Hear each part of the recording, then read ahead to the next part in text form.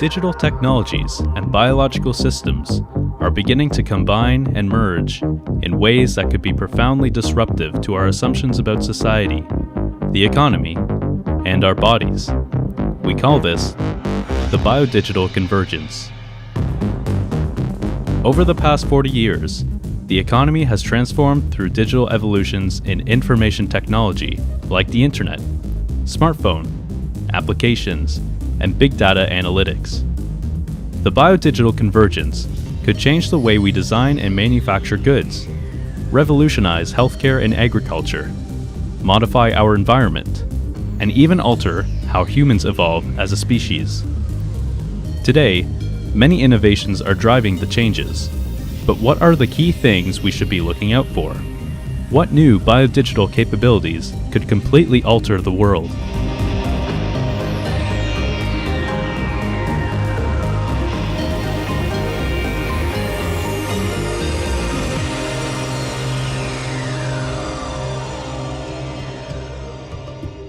I'm Evelyn. My name is Marcus Ballinger. My name is Eric Ward. Je suis Christelle Van der Elst. My name is Pierre-Olivier Desmarchais. The whole biodigital thing is about really the convergence of two domains that tend to be thought of as separate. Essentially, you take something that's biological and something that's digital and you smush them together, like a dragonfly, for example. And what they do is you take a dragonfly, obviously a biological entity, and you stick a microchip on the back of it, and it's wired into the sensors or the nerves of the biological entity. You can actually control the dragonfly. It's a straight integration of two things. That one's pretty obvious to people. The second one is one where you're getting really large advances in one domain that are predicated on advances in the other. So an example would be knowing what genes turn things on or off. But the only reason we can do that is because we have massive digital technology that can actually do the sequencing, can use AI to figure out which are the appropriate genes. So you wouldn't have gotten those biological advances if you didn't have the digital advances. The third way is more of a conceptual convergence. So we've tended to think of life as being sort of random and unpredictable. It has an unknowability about it. Whereas we've thought about digital technologies being very predictable and precise. Like you program a computer and it does a specific thing and it doesn't deviate from that thing. What we're seeing as the technologies converge is that we're now understanding biology. Actually, it's a lot more predictable. It's looking more like the digital technologies. We can actually program genetic sequences, we can program DNA to do specific things. So we can program organisms in the way that we used to think we could program machines.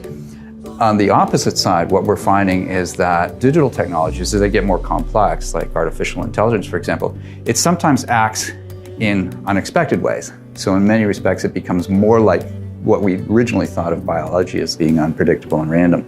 And so when we're thinking about things, we might be thinking about it as an integration or a synthesis of those two concepts rather than as two separate things. Une des idées qui m'a surpris le plus, c'est sans doute l'année dernière. Donc, le chercheur chinois qui a donné naissance à ce qu'on appelle les jumelles CRISPR-R, qui est une technologie, une biotechnologie qui permet de modifier l'ADN in vitro. Et on peut commencer à s'imaginer au cours des 10 à 15 prochaines années où est-ce que cette technologie-là pourrait nous mener dans une optique où on pourrait peut-être éliminer certaines maladies, immuniser le corps humain ou du moins une génération complète contre certaines maladies. Et aussi, c'est la possibilité de personnaliser l'humain dans le futur. One of the strangest things, or weirdest, I suppose, that I've had to wrap my head around is synthetic biology, molecular coffee, for example. I was researching a company in Seattle that is making coffee without the bean. So they're looking at it from a sustainability angle. And there's a lot of movement in the biodigital with sustainability. So everything from 3D printing meat in your kitchen, printing a chicken breast instead of it coming from a farm, to making coffee without the bean synthetically.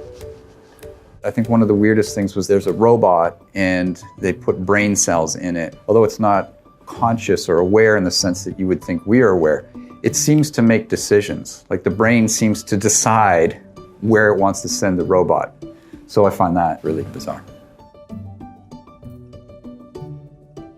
Through our foresight research, we started to see the integration of our networked information technologies and the biological systems that have evolved on Earth, and that we're getting a third thing, and that's new. That's what we want to explore in Foresight. So this could be a big game changer. With yeast and bacteria, we can make anything out of yeast. We're starting to see people able to make things in their home that previously would have taken entire research units and labs. And that's what's so interesting about the biodigital is it's accessible. Nous pensons que la convergence entre les systèmes biologiques et les systèmes numériques en est au même point qu'où étaient les technologies numériques dans les années 80. Donc cette convergence bionumérique, elle ouvre la voie à des façons entièrement nouvelles de nous changer, nos corps, notre esprit, nos comportements. Cela nous permet aussi de changer nos écosystèmes, de créer de nouveaux organismes. Nous pouvons aussi, d'une façon différente, percevoir, stocker, traiter et transmettre des informations. Et nous pourrons aussi restructurer différemment les chaînes d'approvisionnement et la production. Nous pensons que dans les années qui viennent, nous pourrons avoir une intégration de cette technologie bionumérique, tout comme le sont maintenant les technologies numériques. Nous pouvons aussi être amenés à nous poser des questions sur ce que ça veut dire d'être humain, ce qui est naturel.